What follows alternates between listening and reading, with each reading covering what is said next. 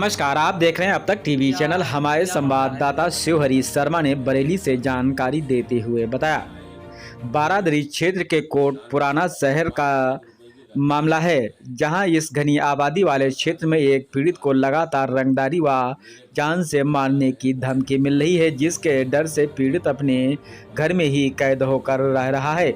आपको बता दें कि मोहल्ला कोट का रहने वाला राशिद हुसैन को लगातार जान से मारने व रंगदारी की धमकी मिल रही है।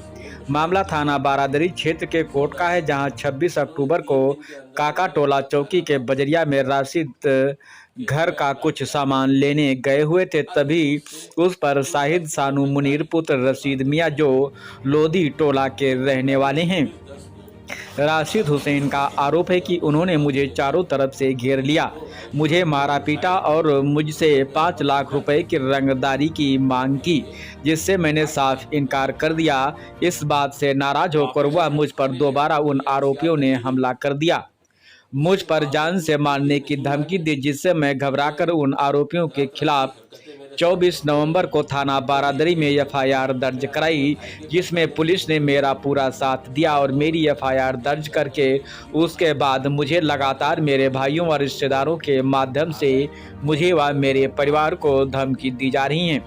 आइए चलते हैं हमारे संवाददाता के साथ, सुनते हैं पीड़िता की जुबानी। मेरा नाम राशिद हुसैन है। क्या क्या मामला है, पूरा बताइए जानकारी। मामला ये है साहब कि ये मुझसे मुशाहिद मुनीर और शानू 5 लाख रुपए की रंगदारी मांग रहे हैं। लगातार ये मुझे धमका रहे हैं, मेरे भाइयों को धमका रहे हैं, मेरे रिश्तेदारों से धमका रहे हैं कि अगर रुपए नहीं दिए 5 लाख तो गोली मारेंगे। नहीं, किस बात पे धमकाया जा रहा है? धमकाया साहब इसलिए जा रहा है मुझे कि मैंने एक प्लाट इन्हें 2019 में मुशाहिद के हाथ सौदा की थी। इन्होंने 3 दिन के अंदर अंदर अपना बयाना वापस ले लिया कि हमें प्लाट चाहिए नहीं है। अब ये मुझसे कुछ वक्त से फिर रंगदारी के पैसे मांगने लगे। एक दिन मैं अभी 26/10 को काका टोले से कुछ बिजली का अपना सामान लेने गया था कि ये 2 भाई शानू और मुशाहिद ने मेरे पर हमला कर दिया और ये 5 लाख रुपए की डिमांड कर रहे हैं। तो आपने मैं जब थाने गया तो मेरी एनसीआर कर ली गई, उसके बावजूद भी ये नहीं माने। ये तरह तरह की हरकतें मेरे साथ करते रहे। फिर ये एक दिन मैं अपने भाई के तहखाने से निकल के 9:30 बजे के करीब जा रहा था कि ये तीनों भाई मैं तवंचों के मेरे ऊपर इन्होंने आ गए और मेरे पर मारपीट शुरू कर दी। मैंने जाने के बाद फिर इनके खिलाफ एफआईआर दर्ज कराई 24/11 को। अब भी ये इसी तरीके की हरकतबाजियां कर रहे हैं कि शाम को ये गाली गलौज वगैरह करते हैं।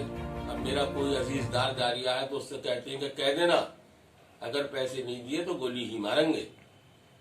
मुझे साहब अपनी जान का भी बड़ा खतरा है और मेरे परिवार को भी खतरा है और मेरे भाइयों को भी खतरा है। और दूसरी बात यह है कि और ये भी कहलवाते हैं साथ में कि हम जिले से में किसी थाने से भी एफआईआर झूठी करा देंगे और तुम्हें चारों भाइयों को जेल भिजवाएंगे तो पैसे दोगे। इसकी शिकायत आपने पुलिस प्रशासन से की है? साहब मैंने व्यक्तिगत तो जाके कई मरतबा कहा है। अच्छा, तो आपकी यह है कि वो ये कह रहे हैं कि आपके केस की विवेचना चल रही है, पुलिस उसमें कार्रवाई कर रही है। तो एफआईआर, आपकी जो एफआईआर हुई है उस एफआईआर पे उनको धाराएं भी लगी होंगी? हाँ, 384 है, 323 है और 506 है। अच्छा, तो अब आप क्या सरकार से क्या गुहार लगाते हैं? मैं साहब ये गुहार चाहता हूँ कि मेरी जान की भी हिफाजत हो और मेरे साथ इंसाफ हो। अच्छा, अब भी ये लोग ऐसा करते हैं? लगातार सब कंटिन्यू।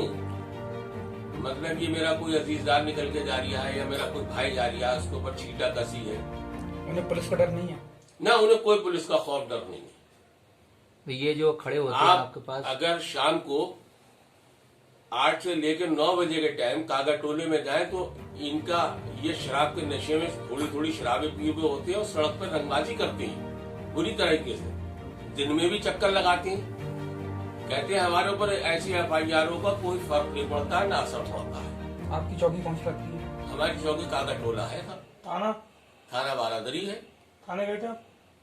हाँ, मैं थाने भी गया था साहब, जब FIR कराने गया तो थाने भी गया था। अच्छा, इस पर अब आपको क्या लगता है कि आप इस डर से, खौफ से अपने घर में जो बैठे हुए हैं, तो क्या ये दिन भर साहब निकल ही कब रहे हैं, घर ही में बैठ रहे हैं, क्या करें डर की वजह से? जी हाँ, भाई 2 बच्चियों का साथ है, एक बेटा है। तो अब आप प्रशासन से क्या चाहते हैं कि किसी तरह से? मैं साहब ये चाहता हूँ कि इनके ऊपर कानूनी कार्रवाई करके इन्हें जेल भेजा जाए। ठीक है। FIR कब हुई थी आपकी? मेरी हिसाब ये 24 नवंबर को हुई थी। उसके बाद पुलिस आई यहाँ पे कोई जांच करने? हाँ, पुलिस ने आके जांच भी की थी मौके की, पुलिस ने दबिशें भी मारी इनकी। तो नहीं मिलता वो? अब ये तो साहब मैं मौके पे नहीं बता पाऊंगा कि वहाँ कोई मिला है या नहीं मिला है।